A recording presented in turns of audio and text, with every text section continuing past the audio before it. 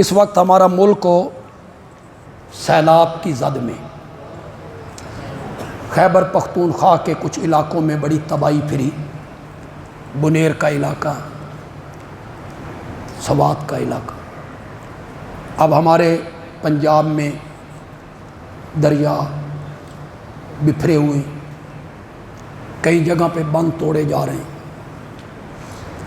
کئی لوگ نقل مکانی کر چکے، جانور ان کے مر گئے، مکان ان کے گر گئے۔ ہم پر یہ فریضہ عائد ہوتا ہے، میرے آقا نے فرمایا دنیا کے جس خطے میں بھی کوئی مسلمان بستا ہے، مسلمان ایک جان کی طرح، ایک جسم کی طرح۔ انگلی کو اگر تکلیف ہو تو آنکھ یہ کہتی ہے بے تو بھگت، جسم کے کسی حصے میں تکلیف ہو تو پورا جسم اس تکلیف کو محسوس ہو کرتا ہے۔ دنیا کے جس خطے میں بھی مسلمان ہوں، ان کی تکلیف دوسرے علاقوں میں رہنے والے مسلمانوں کو ہونی چاہیے، اگر وہ مسلمان ہیں۔ مسلمان کا خون جو ہے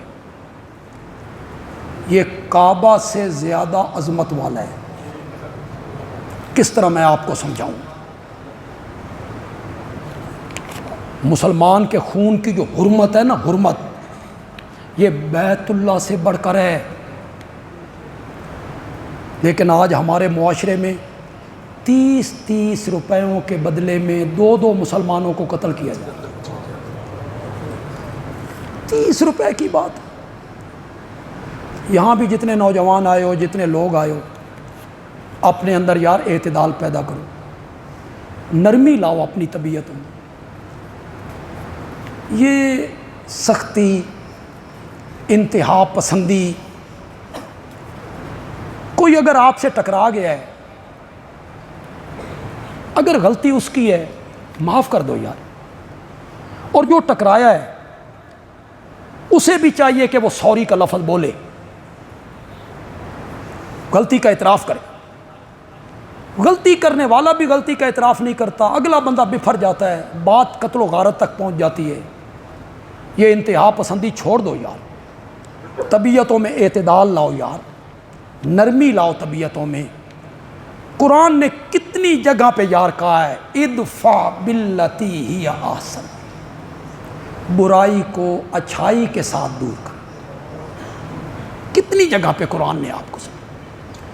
کوئی آپ کے ساتھ برائی کرتا ہے، بدلہ اچھائی سے دو۔ یہ قتل و غارت، اسلحہ نکال لینا، ڈانگ سوٹا، اسے چھوڑ دو یار۔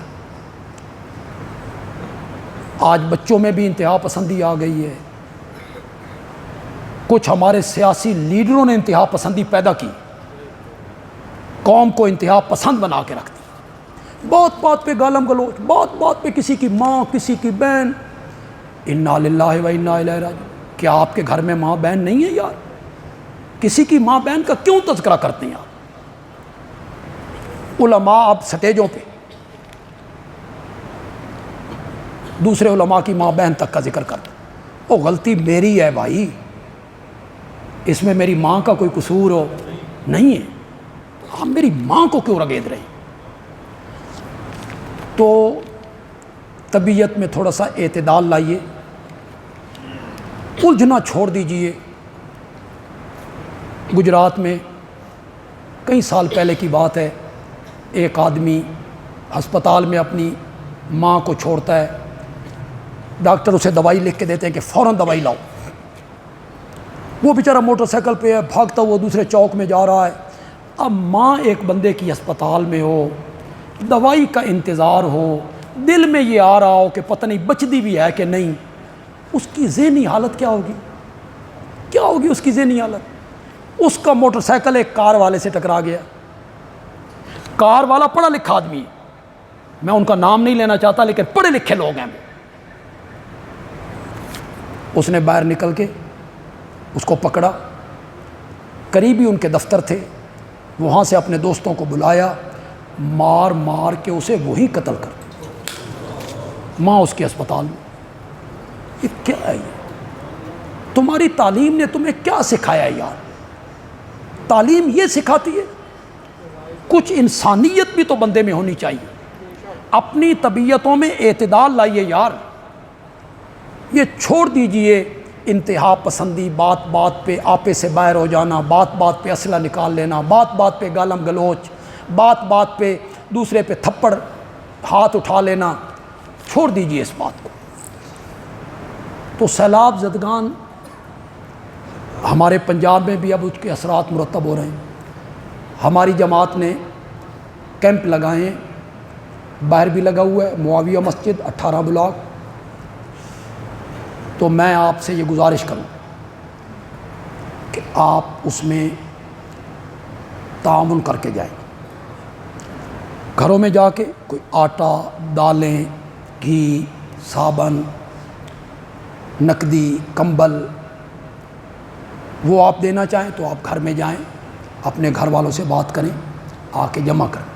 یہاں نقدی کی صورت میں جمع کریں. انشاءاللہ مجھ پر اعتماد کیجیے.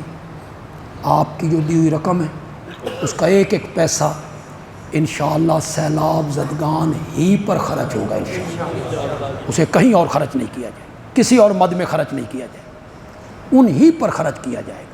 تو یہ کیمپ لگے ہوئے ہیں، ان میں آپ ضرور تعاون بہر کر کے جائیں گے.